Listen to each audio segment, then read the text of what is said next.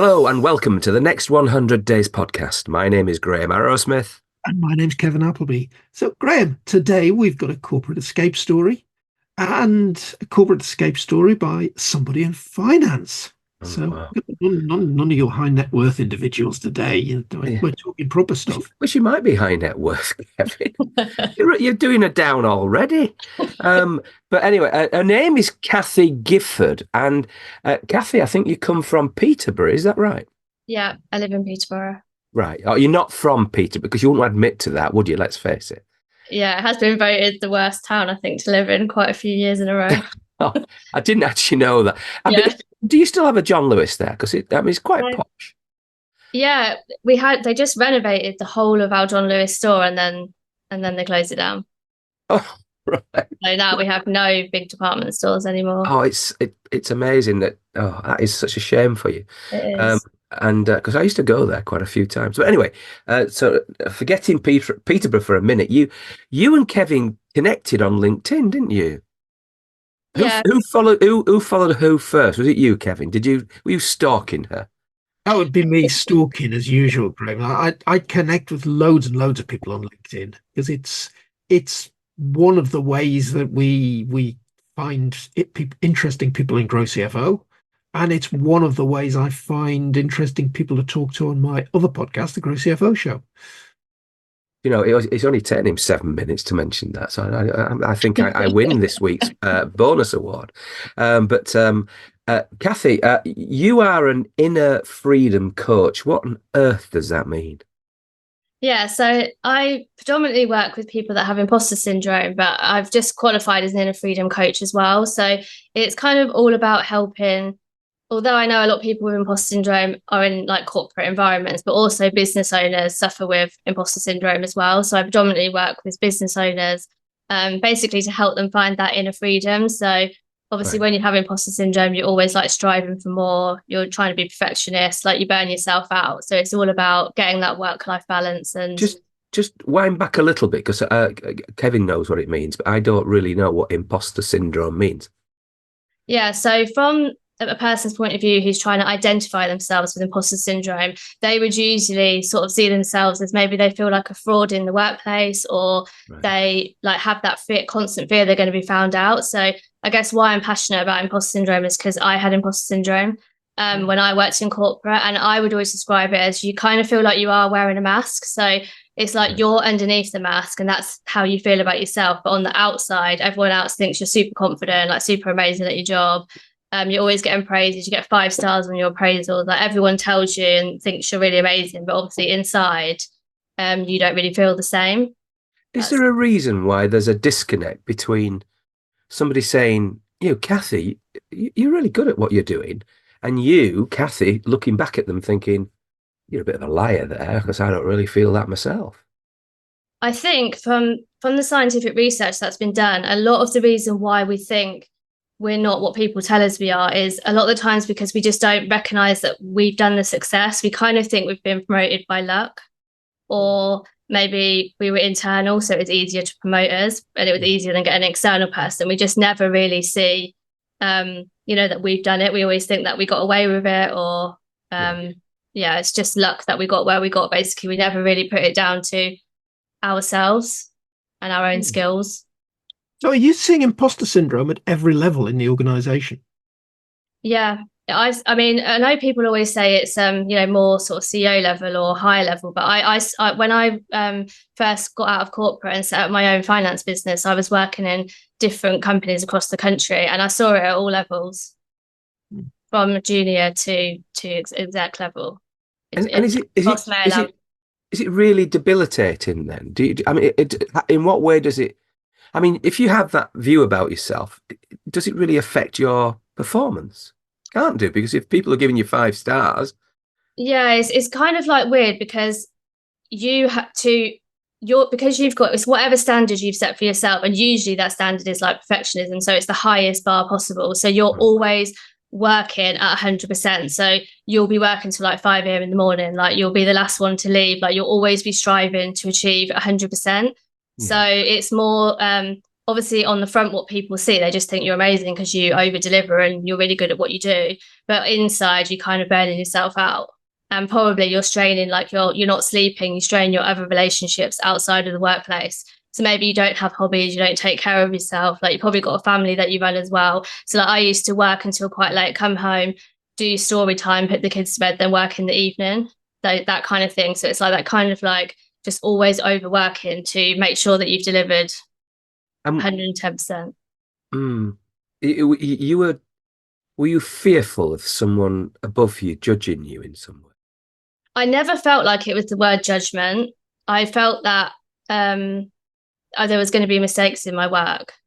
Like I would always feel like I wasn't doing it to a good enough standard. So I'd think somebody would look at it, which I know doesn't make logical sense because my work was good because I am a good accountant. But Yeah. I just used to think that like they would find a mistake in my Excel spreadsheet, or or something was going to come up, or maybe a question would come up that I wouldn't be able to answer. Yeah. So I over catastrophize. I think that when you are quite burnt out, you start to suffer with a lot of stress and anxiety as well, on top of it having imposter syndrome. So then you don't sleep, then you stress about things, then you worry about them. But then on the outside, I could do a presentation to 100 people. So logically, it doesn't make sense because you wouldn't, if I ever told anyone, nobody would have known. Everyone would have thought, what, you didn't have confidence? Like nobody would believe it. And, yeah. Well, it's difficult somehow to meet a gifted young person like you. Not so much Kevin, because to be honest with you, I mean, if he had, what is it called? What's it? Imposter syndrome. Nobody'd notice really. He wouldn't notice either as well. He doesn't know whether he's on this earth or I'm sure there are plenty of times over a career that I've suffered from it, Graham. yeah. Well, I don't know, Kevin. I can't remember. I can feel this idea that maybe, oh, I messed that one up.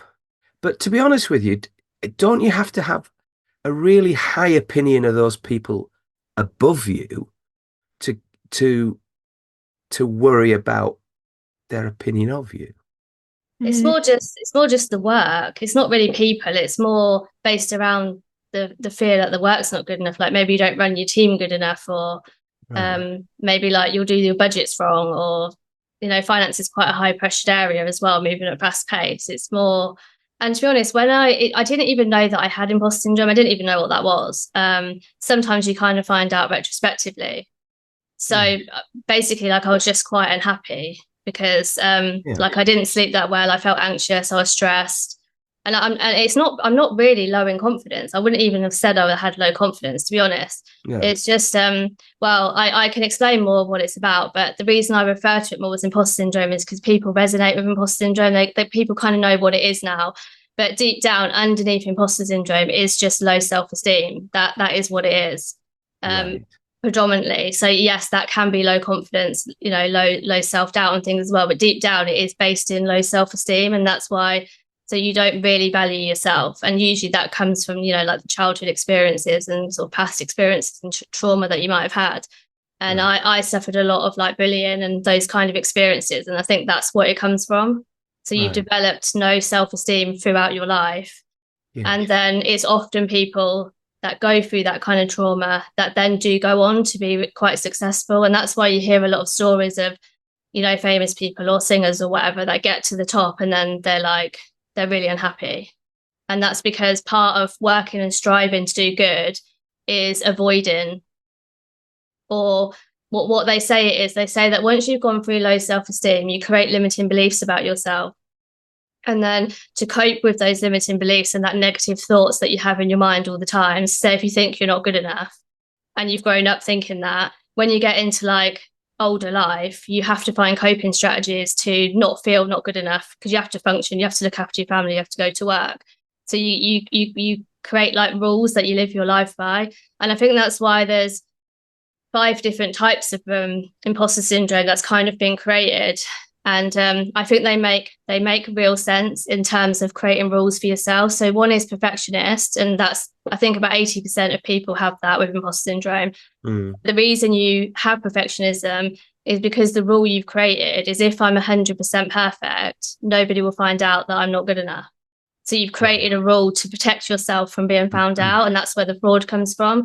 But then some people have like the genius imposter syndrome, which means that you think you need to have every qualification before you're good enough, and you Oh, keep I on see. studying and learning more. And then Right. there's like a solo one, and that's someone that doesn't like to ask for support or thinks they failed if someone helps them. And again, that can come from low self-esteem, because a lot of people get shamed and blamed for asking for support when they're younger. So then they grow up, if I do it all on my own, then if I ask for help, someone will find out that I can't do it alone. And then there's various other ones, but they're all related to the same theme of low self-esteem. Then when Wow. I work with people, that is what it comes down to. And that's hard to hear, that you don't like yourself, you don't value yourself, but that's kind of what sits underneath it So at the core. you're dealing then, Cathy, with people who present in this way, and you recognise it and have an empathy because, well, you've travelled that path. Yeah, exactly. I've been there, and I know exactly what it's like to heal from it, to recover, to find that inner freedom, to become happy, to get in alignment, to just have that feeling of like not wearing a mask, basically. I Um, we have talked about imposter syndrome before. I mean, I might act dumb, and many people know that I am, but I recall previous explanations, but yours has been the best.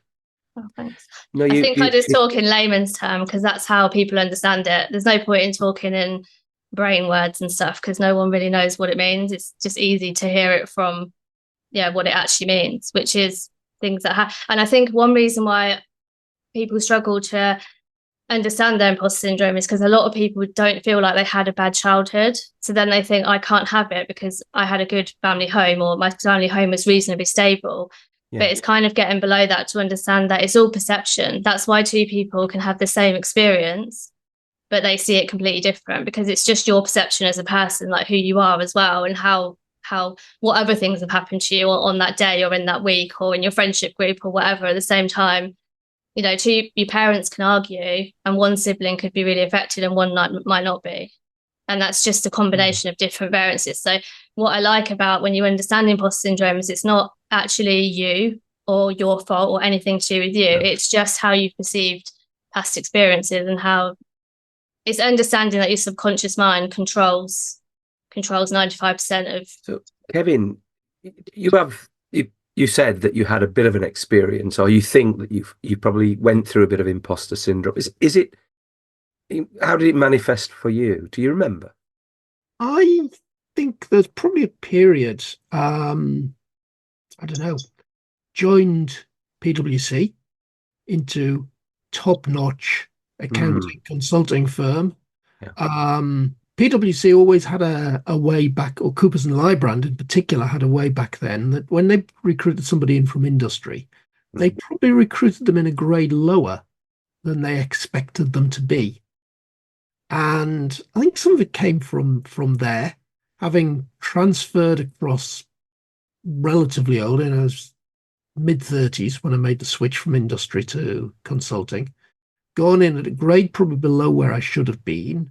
Saw a lot of people that were younger than me doing, therefore, better than me. I think some of it crept in then. I can understand that. That must have been quite frustrating because, and the idea that what you said earlier, Cathy, was this idea that, excuse me, somebody else could have been brought in instead of you from outside. But often the people who are brought in, they aren't necessarily better than you. And well, because often, they're tweaking the system. They'll go from job to job to job, and they're just taking the leap every time. And I'm not saying that then all people are like that, but they're not necessarily better than you simply because you've come up through the system and you've obviously put a lot of work in. The thing that really got to me is how you could come back from work, look after your children, and then go back to work. And this will not be a surprise to many.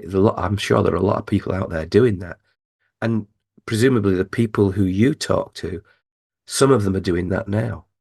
Oh yeah, but most people that have imposter syndrome are working all the time, and that's why I work with a lot with like independent business owners, because either they've come from corporates, they've already got that mindset, so they find their entrepreneurial life a bit difficult at the beginning because they're they're used to being at the desk 9 to 5. They're used to working 60-hour weeks or whatever. So when they stop doing that, they don't actually really, this is where the inner freedom part comes in, I think, because when I work with more successful business owners, who are already making like a certain level of income, when you actually speak to them, a lot of them actually sort of, they're really worried about their retirement, even if they're young, like 40, like my kind of age, because they're actually quite scared to retire because they don't actually know who they are without their work, because your work has become part of your validation of your self-worth. So therefore, the fear of work, that's why a lot of successful people set more goals, because the goal is what they go for. Because when they're not working, like a lot of successful business owners that have a team, they don't actually need to work in the business. They could be building a personal brand or writing a book or starting a podcast or whatever else it is, or just not working as much. But they can't, because they don't actually know how to live without working. And that's the inner freedom part, I think. What draws me to it is actually you can have hobbies, you can be happy doing nothing, but it just takes time to learn that, because your worth is attached to your job, basically. Whether you're in employment or whether you work for yourself, obviously there's two extremes to imposter syndrome, isn't there? There's a successful business owner who's probably overworking, then there's the new beginner worker or running their own business who can't get started because they've got imposter syndrome, confidence and things as well. You can sort of get it across the spectrum. And that's why it affects all levels. I don't think it's relevant to the level. I think it's more about, well, the science behind it kind of says that imposter syndrome is at your identity level, which means who you believe you are at your core. So if you just kind of believe I'm stupid, you're never really going to believe that you can run a successful business. Right. So it's quite, either you don't get started because you don't get out your comfort zone and things like that. And those people probably recognize it a bit more because they can see I haven't even got started. Therefore, it's obvious that I've got some reason that's stopping me from getting started. But the people that become more successful, sometimes it's harder to reach them and let them know that for them to understand they've got it, because they've got what we class as success in our society. So they've got the status of a big business owner, and they've got money. So therefore, it's hard to realize that, something else is missing and you've still got limiting beliefs, even if you're successful. Because I think people think limiting beliefs is just confidence.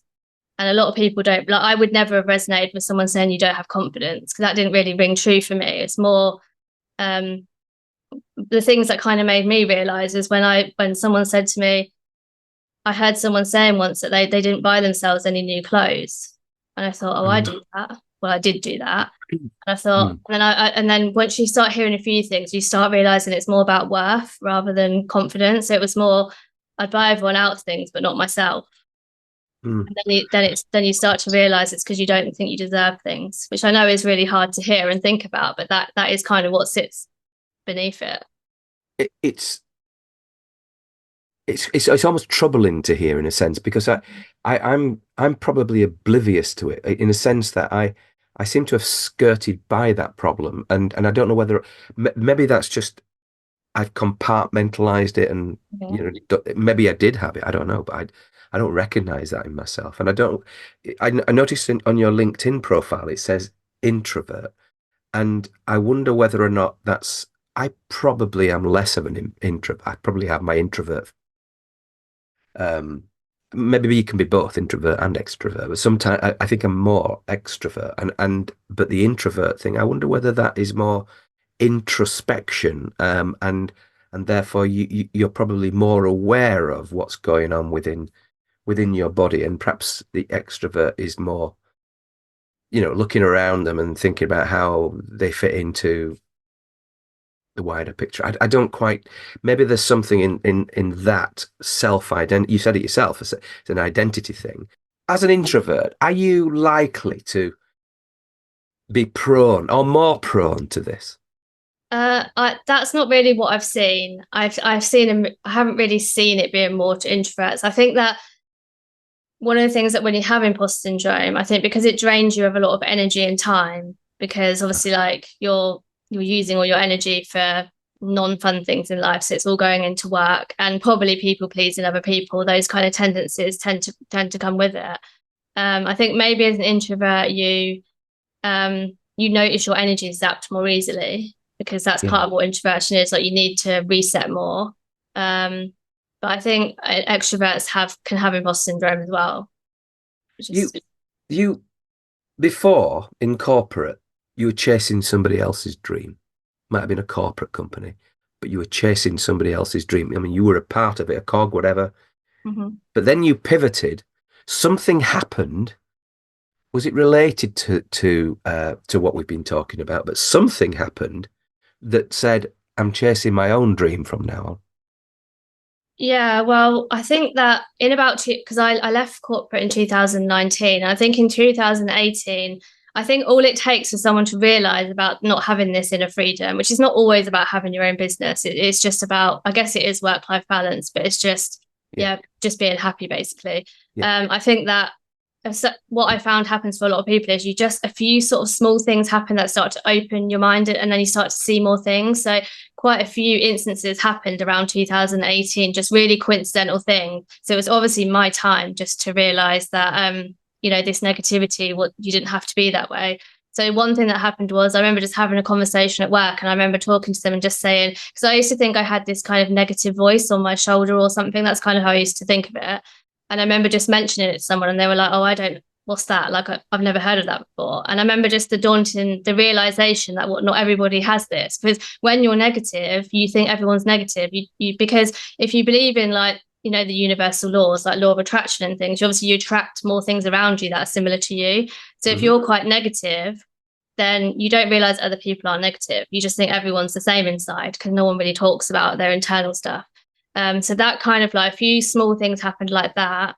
And then I guess that led me to look at YouTube videos and just start looking at other things.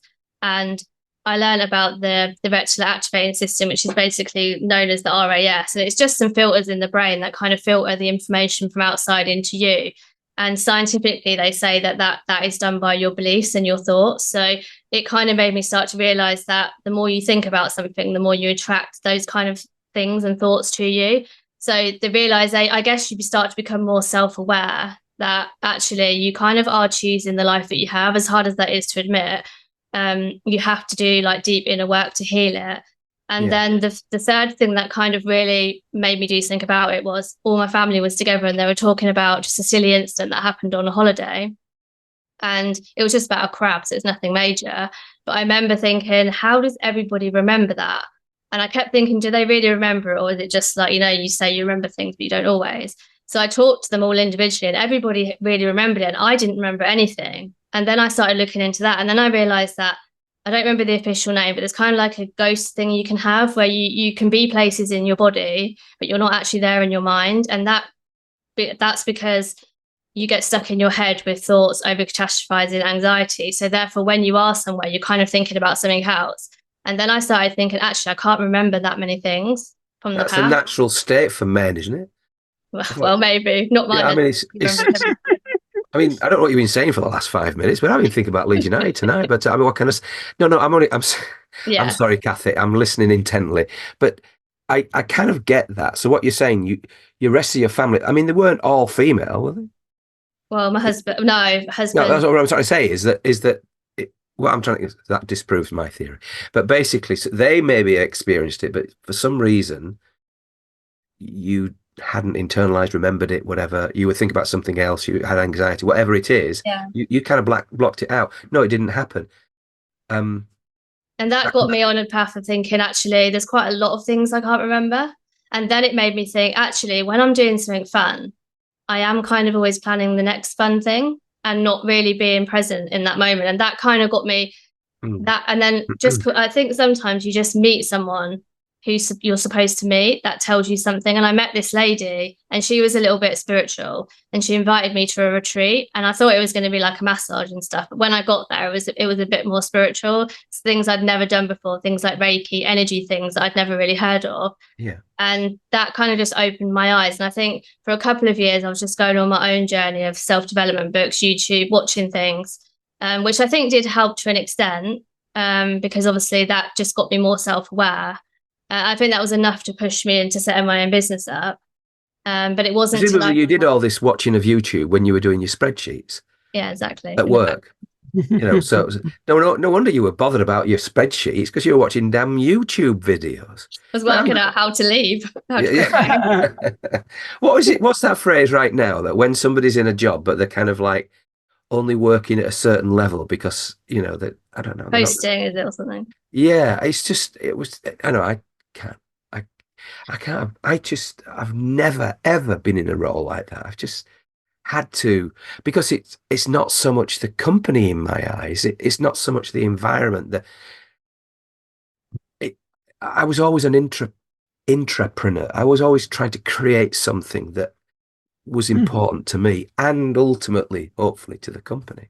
But anyway, by and by, I have my own story to get out of corporate. But you sounds like you learned so many things, and then presumably people turned up at your door, and you realised you could help them. Yeah, when I left my corporate finance, I had a finance business, which I've still got now.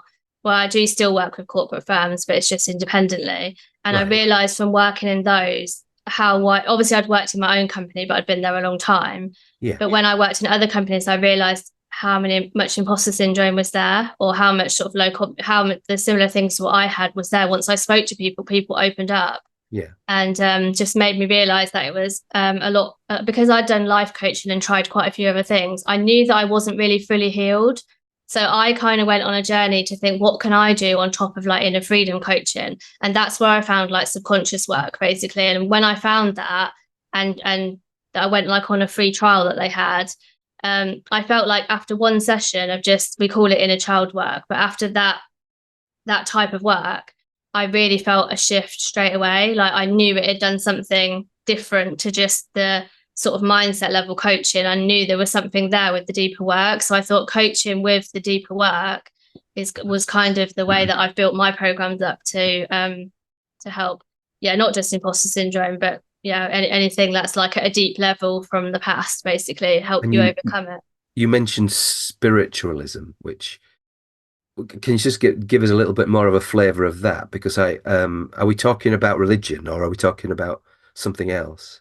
Yeah, more like energy work. So just understanding that we are like all energy. Just understand. I think people call spirituality a bit like woo woo as well, which I would say that I'm not majorly into that, but I'm open enough to. I think that when you go down, once you start healing, you naturally become a little bit more spiritual because you connect to yourself more. You connect to your intuition, your wisdom. You when you meditate, you kind of get messages, which because it's all coming from you basically, or some people believe it's universe or source or God or whatever, but whatever it's coming from a place, and you can hear your own answers because we all have our own answers. That's what it means. We just when we're in our heads and we're overthinking, we were not connected to ourselves basically. Is it the same experience you get when you're out walking your dog, or in my case, walking around doing my 10,000 steps? Because there's almost like you're not thinking about work particularly, and something else enters your mind, or you might be listening to a podcast or something, some other material, and your mind starts changing that you wouldn't have got sat at the desk. Yeah, I mean, I've always heard it as being called like you get a download. That's how it's kind of referred to, and that is kind of what you're probably saying. Yeah. But a lot of people, their creativity stats switched off because they've got too much other stuff in their mind. So they're either always switched on to thinking about something else. So they haven't got space for messages to come in or inspiration to come in. So yeah, it's kind of like the spirituality side for me really helped me to like zoom out, I guess, and just look at my life in comparison to like the whole world. So rather than being in victim mode of like, oh, my problems are so big, it was more like actually I'm just like one tiny speck in the whole of the world. And it kind of helps you just to put it into perspective a little bit whilst you're healing yourself. And yeah, just understanding like your chakras and your internal energy systems and things like that just kind of helps you to understand how everything flows internally. Do you feel that you have to be healed? I think everybody benefits from healing. Some people From what though? From sorry, forgive me because I'm not saying that you're wrong. I'm really just trying to understand it. But if you need healing, is it like if you've got a broken arm, you want that to heal soon so you can actually lift things and whatever. But basically, this idea of healing inside means that there's something that you perceive to be less than perfect, or I think healing inside means that when when you go back to those childhood experiences and you have those negative things that happen, obviously different people have different amounts and they affect you in different ways. But when you get these limiting beliefs, they kind of get suppressed into your body. yeah, So they have to go somewhere because you haven't let them go, you haven't dealt with them, but you've just swallowed them down, if you like. And for different people, they affect them in a different way. So after years and years of having it can feel like a heavy weight's kind of on you, which I guess is all part of like how you manifest depression and anxiety. It's all part of the yeah, same thing. I would think that when you work with, if you believe in the holistic medication route for things like depression, that's kind of what depression is. It is a manifestation of all the things that you've suppressed down inside of you, all the beliefs throughout your life.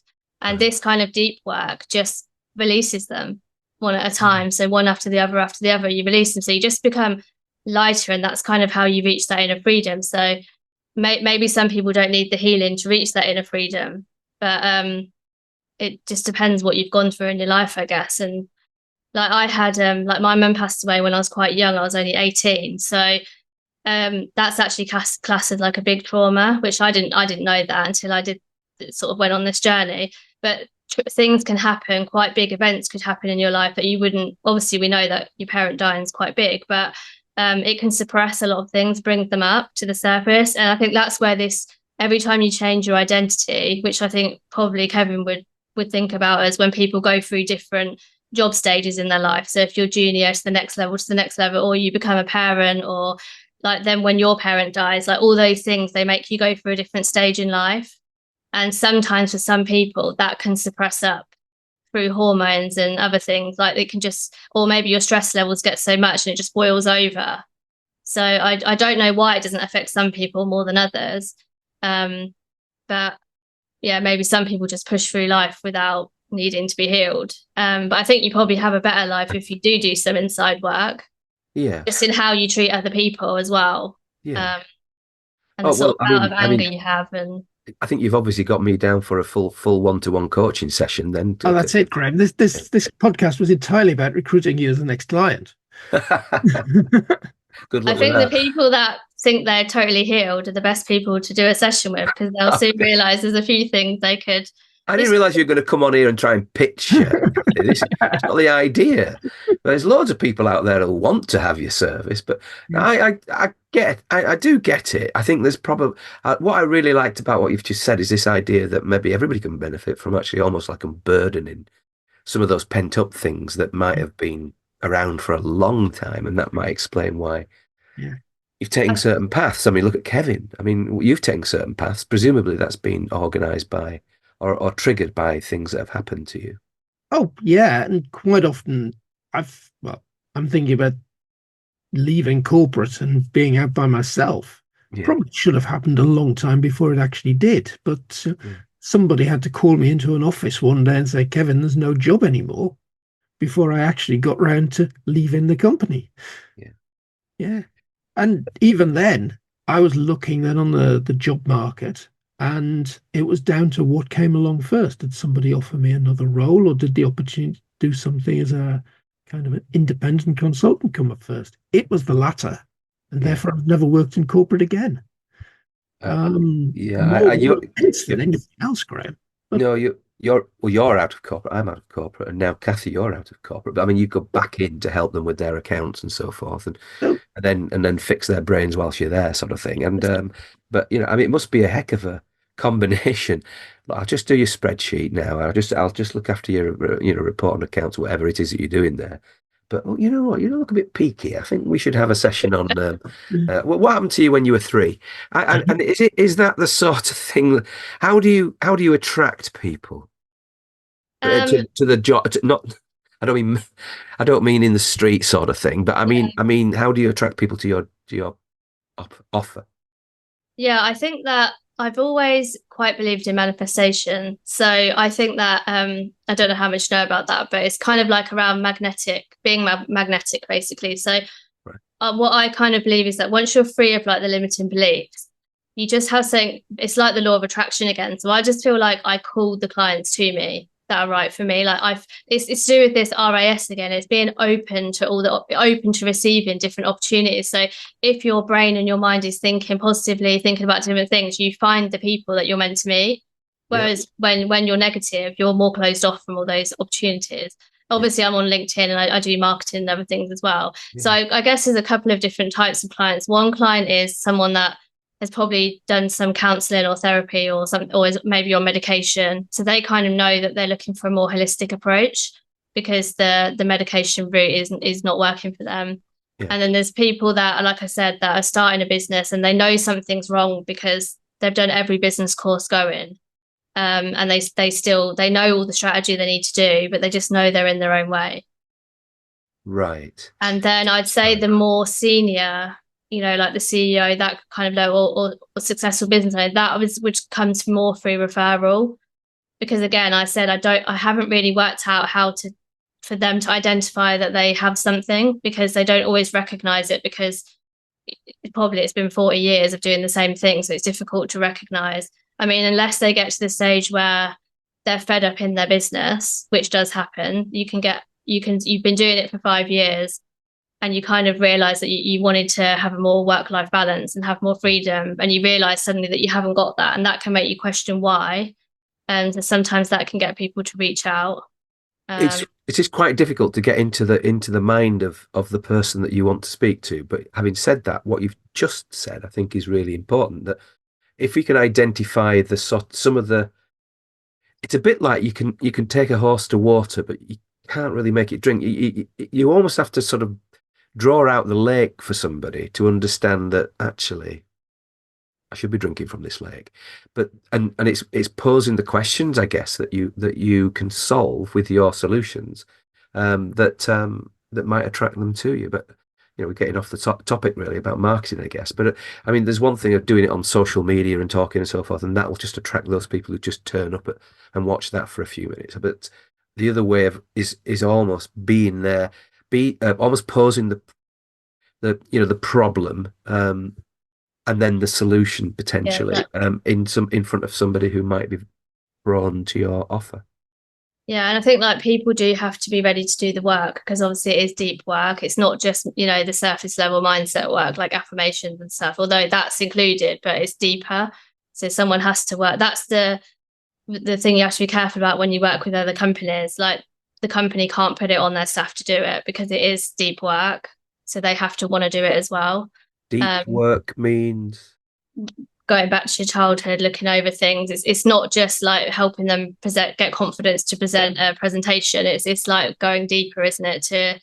I mean, I wouldn't really say you'd re-traumatize yourself or anything. You don't really go back to past experiences, but you do still have to acknowledge your past, and it kind of, like, we call it mind mapping. So it helps you to identify why the rules and the behaviors you have now, where they've come from. Almost subconscious. Cathy, you're going back to childhood things. Is that saying that most of what makes us the way we are has happened before a certain age? Yeah. So I think scientifically they say it's about 7. Before the age of 7 is when you're programmed the most, from your environment, from what's said to you, from TV, from society, basically. And that's because your brain's like a sponge, so you soak everything up. But also, you don't have that knowledge to like challenge anything at that age. So if someone just says like you're stupid, you just think you're stupid. Like, you don't know, you haven't got any evidence to compare it against. So the knowledge starts to seep in at that age. You start to create those limiting beliefs about yourself. And then because the subconscious kind of controls the actions that you take, I think it's about 95% of what you do in your daily life is not conscious. It's by your subconscious mind. And obviously the subconscious mind is primarily there to keep you safe, is how it's explained. But it's confusing to understand, because safe to the subconscious is like keeping you alive, not keeping you happy. So it does the things that keep you happy, which is why they say the subconscious keeps you in your comfort zone. Because if you do something out of your comfort zone, it doesn't know if it's life or death. But if it keeps you where you are, it knows that you're safe. Even if safe doesn't mean happy, safe just means like breathing and alive. And it's hard for people to push through to overcome the subconscious mind, basically, if your limiting beliefs are quite big and deep and they really do control what you do. So what I do is like reprogramming the subconscious mind. So clearing out the old beliefs by healing the past memories and then allowing like new beliefs to be uploaded like a computer, if you like, so that you've got new software running. I'm desperate to ask you this question, but what makes you happy? Me, I think just knowing that I'm doing my purpose. So one of the things that really helped me was finding my values. Um, I feel like I've gone back round full cycle because when my mum passed away, I was doing A levels and I was actually doing psychology. And Right. it's just nice that I've kind of gone full back circle. I know I'm not ever going to be a psychologist now because I'm not interested in going back to study, but I've gone round a cycle of back into psychology through doing this subconscious work. So being like living for myself. So knowing that I'm important, loving myself, putting myself, it sounds selfish, or we feel it's selfish in our society, but you should always put yourself first and knowing that you are like your number one and not letting people take advantage of you. So you're only going to do what's right for you.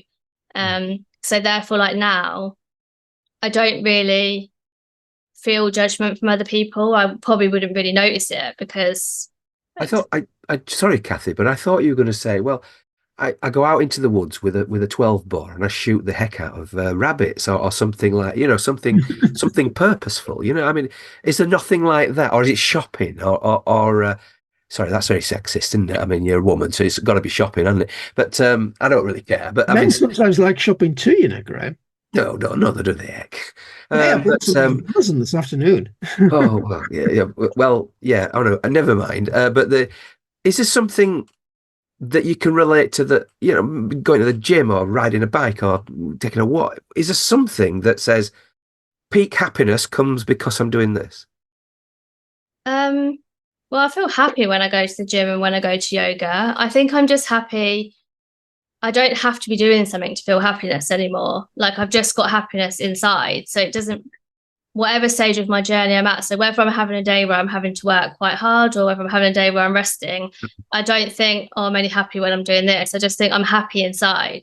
And I think Yeah, that when you're happy, yeah, it reflects to everyone around you. So like your relationship or your marriage will be happier. yes, Your yeah, relationships with everyone will be happier. The people you attract, and also when you go through this journey, you tend to have to let go of negative energy. So you potentially won't stay friends with all the same people. You make a lot of changes in your life, and then your whole life's just positive. So I don't really feel like one single thing makes me happy. It's just I am just happy. Like so, I wake up feeling happy and energized, irrelevant really to what I'm doing that day. Like obviously, it's nice to go for a massage, but I don't feel like I have to go for a massage to be happy because I feel no, like I'm always rested. Basically, I meditate, I do yeah. yoga, I do journaling. I don't let thoughts build up in my mind. So I'm just internally rested, basically. So I don't. Yeah, I'm just always in flow. That's kind of how I feel. I mean, I maybe thought there might have been something that it's not so much happy, but happiest, in the sense of, I just love doing that. It might be the massage, or it might be the, I don't know, something else. But if I know what you're saying. You've got yourself into a position where you're happy, come what may, because you've developed a process.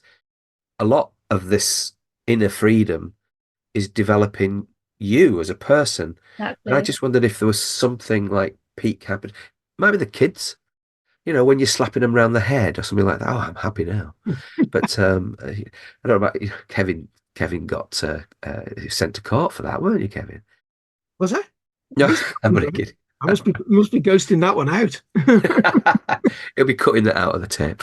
But no, seriously. Yeah, I mean, that's how I would think of it. But clearly, you've got a much more deeper view of happy. Yeah, because one of the things that I'm really happy that I don't have anymore that I used to have is a lot. I used to live by a lot of rules, even though obviously you don't always know you've got the rules. But when you think back, like for instance, we always used to play a lot of board games as a family, but we always used to play every day after dinner. So nothing was really spontaneous. Everything was always Oh, right. follow this, and this, like Yeah. quite routine. And that's kind of like if it wasn't routine, I was kind of didn't feel in control. But now I just feel like I can wake up and do different things. So I guess one thing that makes me happy is that I don't carry guilt. So if I want to go and do something like just go to the gym with my sister, do yoga, and then go swimming, like I've just done that because I wanted to. Whereas in the past, I would have thought, oh, I can't really leave the kids. Like I should be doing this instead. I should be doing these jobs. Like I don't. So now I just feel like I have freedom to do whatever I want to do. I don't carry that kind of attachment to I should be doing something different, which is one thing that I really struggled with before. All these board games, it's just inevitable that you were going to become an accountant, let's face it. Because Kevin did the same, didn't you, Kevin? Yeah, He's not saying, it's just not saying. Sorry. So if you learn to play chess and you like playing Monopoly and things like that when you're a kid, you're going to be an accountant. Yeah, my sister's an accountant as well, so. Ask a question about your sister. So is my daughter as well. Is she different from you? She must be a bit. She is quite a bit different. So when I wouldn't say that she identifies to have an imposter syndrome, but I would say that when I took her on if you like, the spiritual inner freedom side of the journey, she did do some deep healing work, but she didn't do it with me because I just think, yeah, families, obviously you probably are each of the problems as well. But the inner freedom side, so going on to the change, because she's a business owner, so quite a successful business owner. So obviously she'd got to that stage where she was successful, but then didn't really have a life outside the business. So she's kind of got into more like yoga, meditating, like she loves manifestation, journaling, like going out in nature. So she's kind of like introduced a lot more fun and activities into her life as well. Yeah. And I think before as well, one thing that changes a lot when you go on this journey is, you know how people say you're ruled by your ego. Yeah. I live totally from the ego. I think a lot of people do, especially people that have quite a lot of money. It's easy to have the big house, the big car, go on big holidays, but what's the point in the holiday if you can't even remember it because you're not actually there? When you can actually just go and sleep out in the tent outside and actually be present. And it is actually better than the holiday, but it's just your mindset and conditioning that tells you you need all these other things in life. And that's one of the things that I'm happy with. I'm a lot more minimalist now. And they say that even if you become like a millionaire, as an example, one of the ways to stay grounded and stay happy is to still only really spend money on what you appreciate. So you don't have to have like a Rolls Royce. You could still have the car you have, but yeah, you might choose to go to five-star dining restaurants, whatever, because that's what you appreciate. But if you just have the best of everything, but you're not really appreciating it, that's not really inner freedom. Inner freedom is more like really appreciating and enjoying the activities that you do. Well, I have to say, Cathy, you've really opened my eyes. I might. There's so much to take on here, and I think it's a reasonable bet that I probably could do with some coaching, but I'm not sure I can afford your fees. I'm sure there's a few people that have listened today, Graham, that some of what Cathy said has struck a chord. Definitely. Now, yeah, definitely. If you have, go look Cathy up on LinkedIn, make contact, and you never know where it might lead to. Well, hopefully, you become the best version of yourself, and Cathy will hopefully help plot a path there. Cathy, you've been an absolutely fantastic first-time guest on the Next 100 Days podcast. Thank you.